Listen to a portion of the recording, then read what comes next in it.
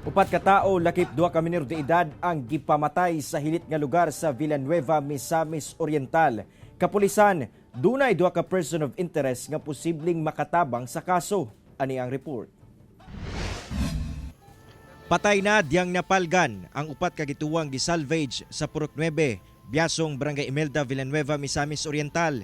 Ang mga biktima, gilang sila Noel Bado Jr. usa ka taxi driver, taga Katipunan, Barangay Hinaplanon, Iligan City. Joyce Simbahon Canoy, 38 anyos, residente sa Barangay Tawan-Tawan, Initaw, Misamis Oriental.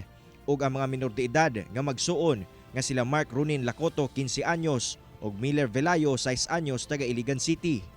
Ang mga patayng lawas sa mga biktima adunay samad pinusilan sa ulo, duct tape sa nawong ug baba ug gihiktan og alambre ang mga kamot.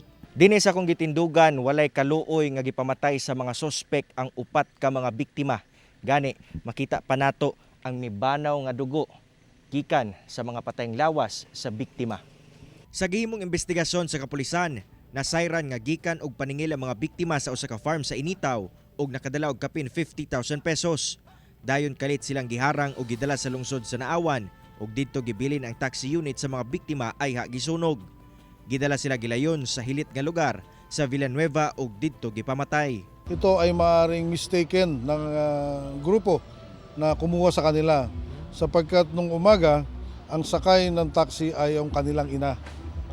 Nung bandang hapon na sila ay kukolekta kasama ang katiwala ng kanilang ina ay sila ay na-plug down. Dahil ito ay nangongolekta ng mga sabi ng kanilang kinolektahan ay pautang.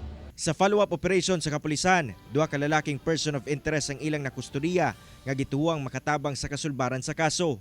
Migawas sa investigasyon nga posibleng may kalambigitan sa droga o robbery ang motibo sa krimen. Labi pa nga naibawan nila ang binuhatan sa inahan sa duha ka minor de edad. Sa pag-abduct doon sa mga tao ay planado. Ang pagpatay ay maaaring hindi. Sapagkat sabi ko nga, mistaken yan eh.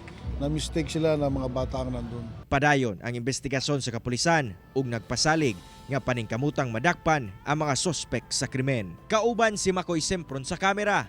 Ako, si Cyril Chavez para sa One Mindanao.